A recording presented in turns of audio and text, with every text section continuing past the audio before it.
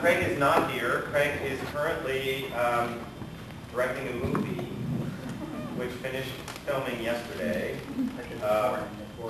This morning at 4 a.m. It's a small movie called The Laws of Motion with Matthew Perry and Hilary Swank and some other people. So he'll be here tomorrow for our first week. As you know, Craig is a very, very deeply valued, part of being an Intiman. He's an extraordinary writer, really one of our best writers in America, and an extraordinary artist.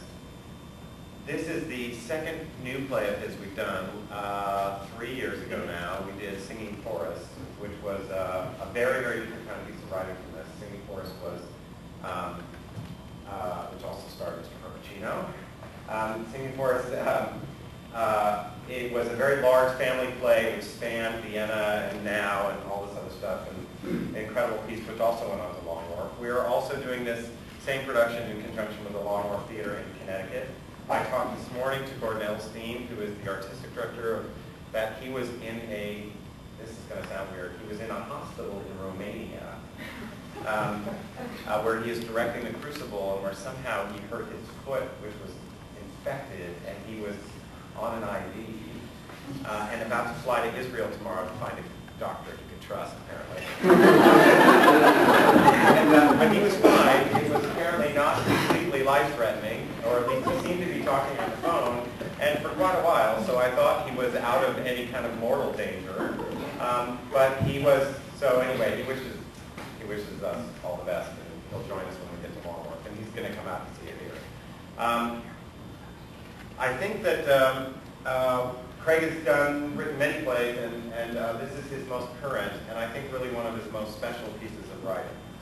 I think what's helpful to know about Prayer for Miami is that it really is a family play, set, strangely enough, closer to where Craig lives than any other plays actually written. He happens to live in the Putnam Valley, upstate New York.